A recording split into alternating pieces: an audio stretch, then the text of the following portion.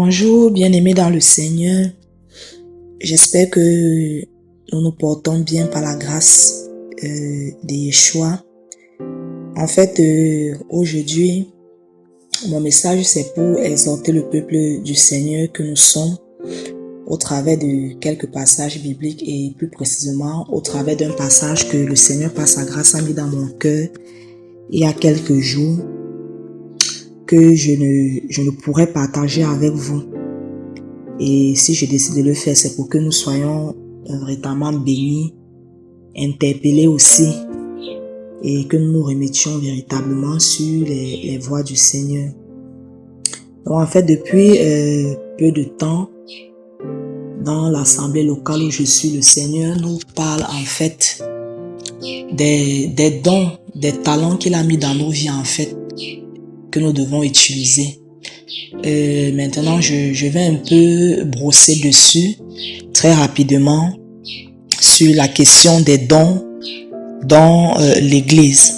En fait, c'est quoi un don? Pourquoi le Seigneur nous les accorde et qu'est-ce que nous devons faire de ces dons que nous recevons de la part du Seigneur Jésus-Christ?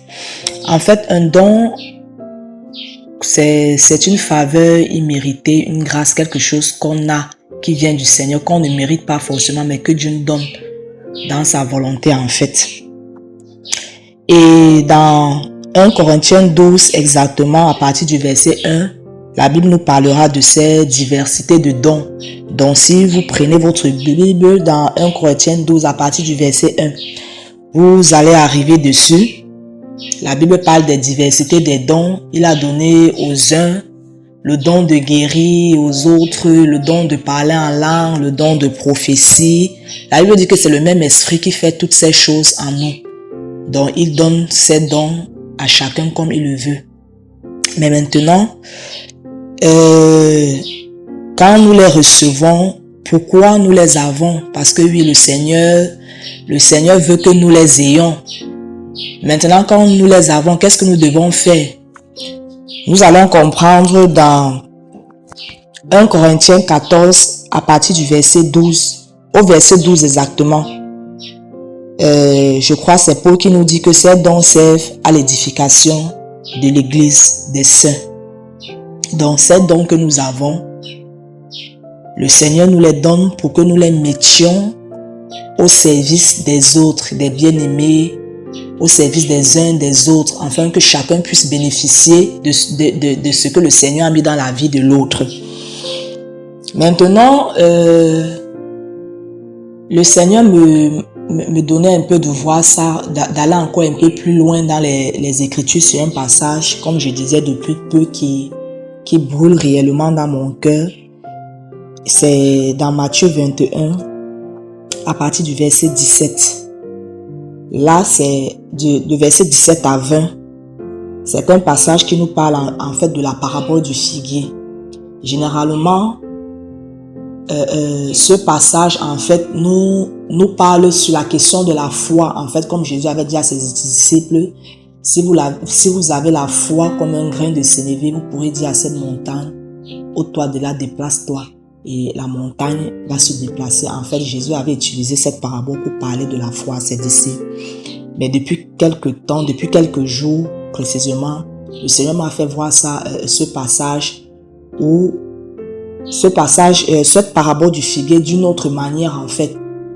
La Bible dit qu'il sortait de la ville de Béthanie, il eut faim et il a aperçu un figuier de loin.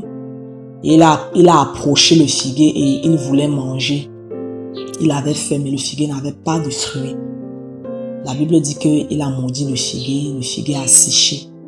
Et là, le Seigneur me posait vraiment des questions sur ce verset biblique de Matthieu 21, du verset 18, je crois. Quand il a approché, il voulait manger, il n'a pas trouvé de fruits sur le figuier. Déjà, s'il a approché le figuier, ça signifie que le figuier était censé avoir des figues. Il ne pouvait pas approcher le figuier pour rien. S'il a approché le figuier, ça veut dire que le figuier devait donner normalement quelque chose, devait donner du fruit. devait lui donner quelque chose à manger. Mais malheureusement, il n'a rien trouvé. Et là, le Seigneur me posait, je crois, une série de 3 questions. Qu'est-ce que tu as à offrir que tu n'offres pas? Qu'est-ce que tu es censé donner que tu ne donnes pas?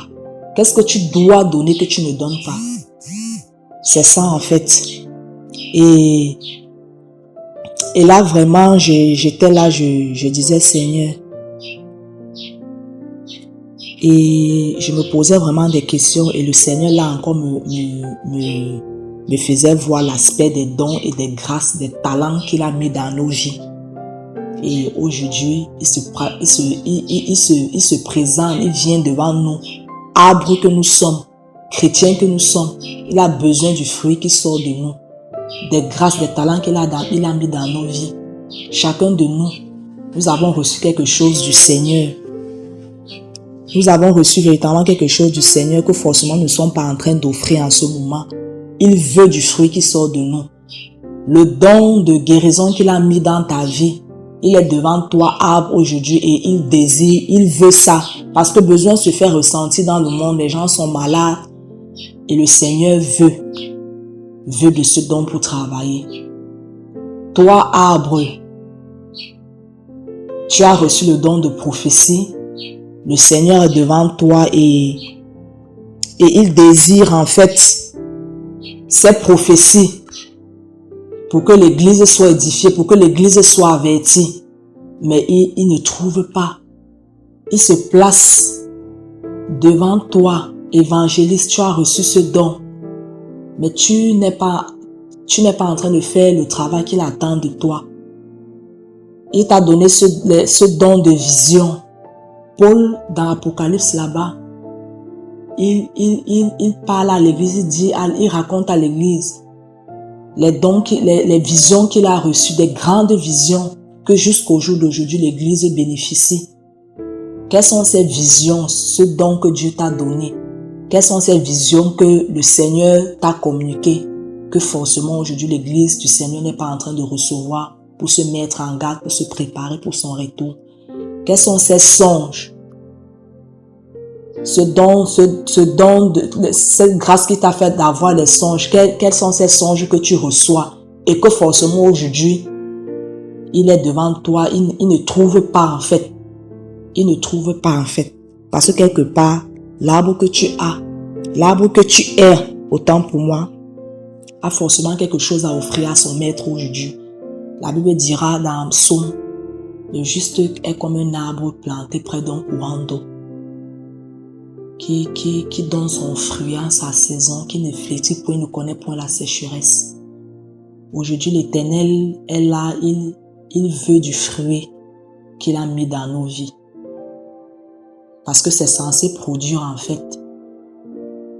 Depuis notre nouvelle naissance jusqu'au jour d'aujourd'hui, il nous a taillés, immondés pour que nous portions du fruit. Mais aujourd'hui, il est là, il cherche ce fruit que forcément il n'est pas en train de voir, comme ce figuier. Et la Bible dit qu'il avait faim. Et il a maudit le figuier parce qu'il n'y avait pas de fruit. Et au jour d'aujourd'hui, le Seigneur est là, l'église va mal, le monde va mal. Tu as reçu cette grâce pour le chant. Tu ne chantes pas les musiques, des chants à la gloire du Seigneur. Il y a peut-être un peuple quelque part, une âme quelque part, qui est triste, qui passe par des moments difficiles, qui a besoin juste d'écouter ce chant nouveau qui exalte la grandeur du Seigneur pour que la personne puisse se relever, pour que son âme puisse se raviver, se ranimer. Mais il y a quelqu'un là quelque part qui a besoin de ça, il n'y en a pas. Parce que toi chrétien, toi arbre qui a reçu cette grâce pour le chant, tu n'es pas en train de faire ce que le Seigneur attend de toi. Toi qui as reçu le don, cette grâce-là pastorale pour enseigner le peuple de Dieu, donner la nourriture au temps convenable, il n'y en a pas. Qu'est-ce que nous faisons des grâces, des dons, des talents que le Seigneur a mis dans nos livres, dans nos vies, autant pour moi? Si tu dois écrire, écris. Si tu dois chanter, chante. Si tu dois parler, sonner de la trompette pour le Seigneur, sonne. Si le Seigneur te donne des visions, qui annonce sa venue, des visions pour mettre en garde l'Église. Partage ces visions, ne les cache point. Si tu as reçu des songes, partage, afin que le peuple du Seigneur, le peuple de Jésus soit averti, se mette en garde. Et le Seigneur véritablement là, et le désir de mon cœur, c'est que nous ne séchions pas, nous ne séchions point, qu'il ne nous maudisse pas en fait comme il avait maudit le figuier. Parce que quand on sèche en fait, pour reprendre vie, ce n'est pas facile. Et si c'est le Seigneur qui nous sèche véritablement, je ne vois pas qui peut nous redonner la vie si ce n'est lui de nouveau. Et il ne faudrait pas que nous arrivions à ce point où il soit obligé, dans l'obligation de nous maudire et qu'on puisse sécher en fait. Dans la prière, le désir de mon cœur aujourd'hui, moi la première qui vous parle, que nous offrons ce que nous devons offrir. Donnons ce que nous avons à donner parce que au fond, nous l'avons dans nos vies, nous avons ces dépôts, nous avons ces choses. Si c'est tenu devant le figuier, c'est parce que le figuier était censé donner des figues, était censé avoir ce fruit. Tu es censé offrir ce qu'il attend de toi.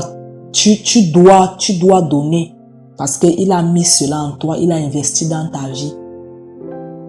Donc véritablement, ce matin encore, que le Seigneur nous fasse grâce de donner ce que nous avons à donner, d'offrir ce que nous avons à offrir pour la gloire de son Saint-Nom.